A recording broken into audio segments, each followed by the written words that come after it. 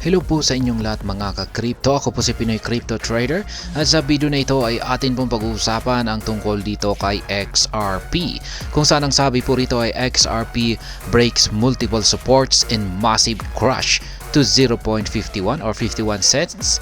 What lies ahead?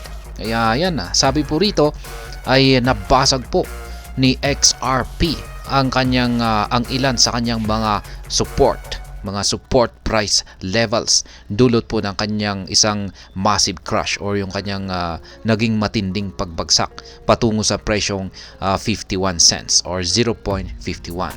Kaya yan, ano na nga ba yung posibleng magaganap sa hinaharap nito? Kaya yan po ang ating aalamin kung ano yung magiging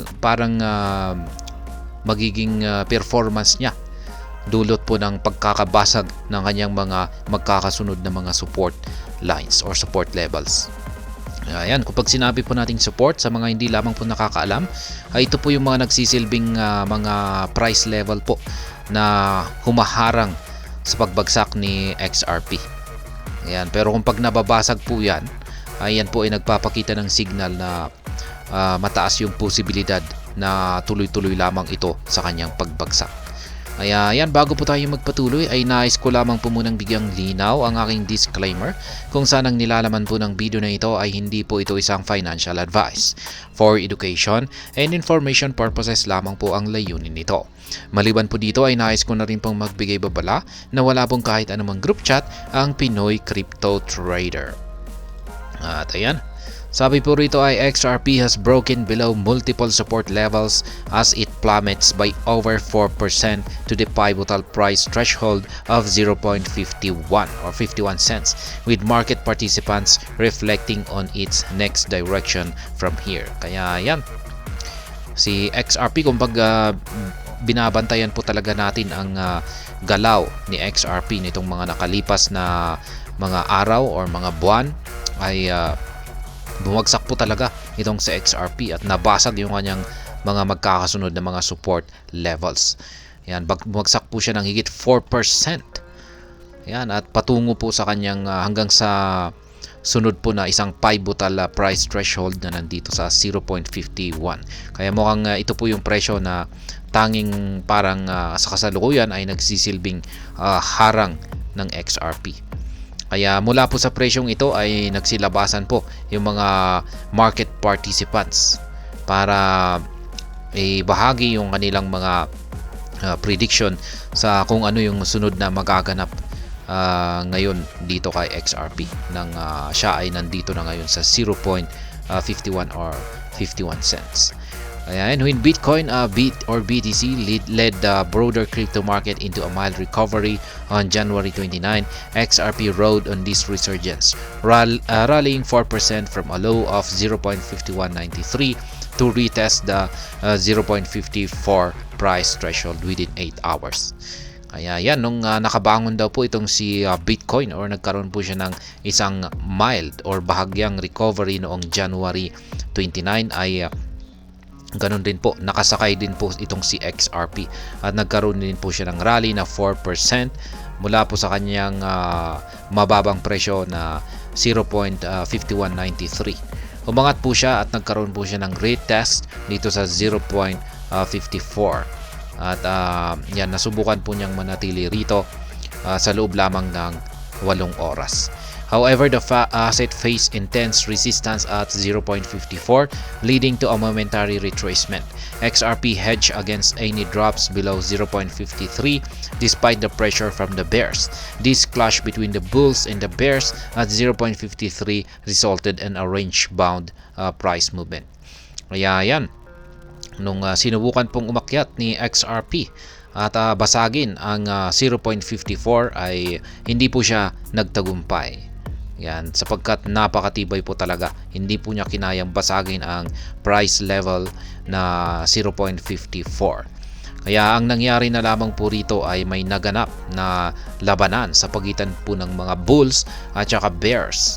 Kaya ang kinalabasan po nito ay nagresulta po ito sa range bound or nag-consolidate na lamang yung kanyang presyo or nagsa-sideways na lamang po siya. Nonetheless, the bears stole the spotlight yesterday as the crypto market exhibited weakness with Bitcoin struggling to retain $43,000. XRP eventually gave up the 53 cents or 0.53 support level with hopes of retesting the lows at 0.52 for a potential rebound. Kaya yan, sa nagaganap po na labanan sa pagitan ng bears at saka bulls ay nagwagi po ang mga bears. Ayan, tinalo po nila yung mga bulls kaya bumagsak po ang presyo ni XRP at ito po ay napunta na po ngayon sa presyong 0.52 at mukhang dito siya magkakaroon ng retest sa 0.52.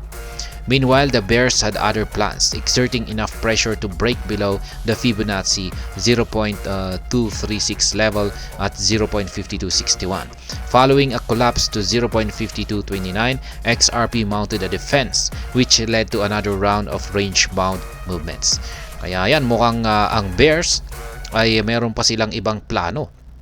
At mukhang itotodo pa nila yung selling pressure dito para basagin ang Fibonacci level na nasa 0.236 at yan po ay katapat ng presyong 0.5261.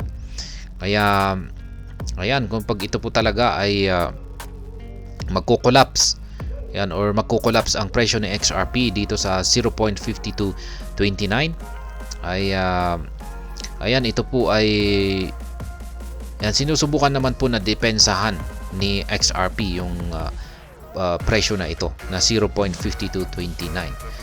Kaya kung pag hindi po kakayanin ng mga bulls na basagin ito 0.5229 ay magre-resulta na naman po ito sa isang range bound movement or magko-consolidate na naman po ito. Kaya ayan, the historical significance of the 0.51 price zone has proven to be a robust protective barrier for XRP, effectively thwarting bearish pressures during past market downturns. Kaya ayan, yun po rito ay yung 0.51 daw na price zone or price level ay napatunayan daw po ito. Ayan, base po sa kanyang historical performance na isa daw po itong napakatibay na isang support barrier or protective barrier para kay XRP. Yan, hindi daw po ito basta-basta nababasag. Kaya kung pag may mga bearish pressures dito na sinusubukan niyang basagin ang 0.51 na price zone ay mukhang mabibigo lamang daw po ito. Dahil napatunayan daw po ito base sa kanyang mga historical performance.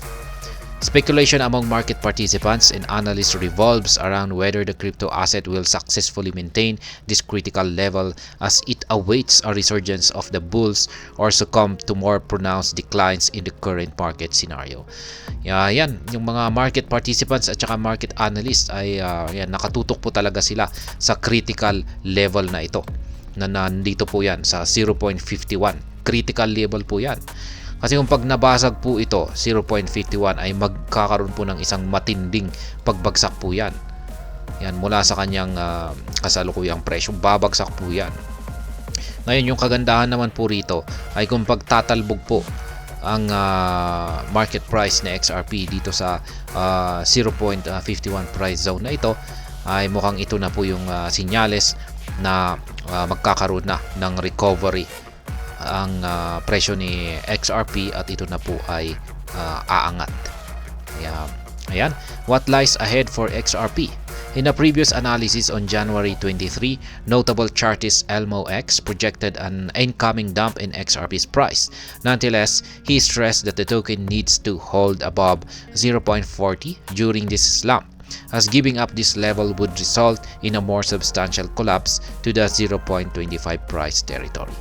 Kaya yan, meron din pong isang chartist dito, kilalang chartist na si Elmo X, ang naglabas ng kanyang analysis dito kay XRP nitong nakalipas na January 23.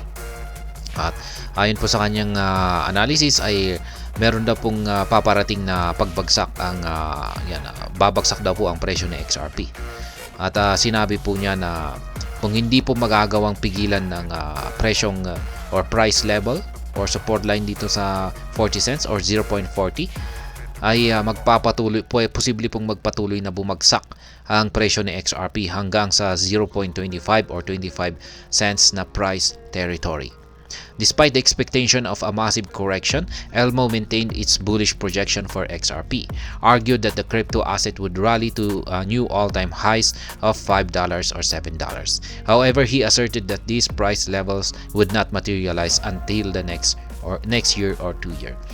Kaya yan, maski ganyan po yung prediction ni Elmo X dito na posible pong bumagsak itong si XRP hanggang dito sa $0.25 ay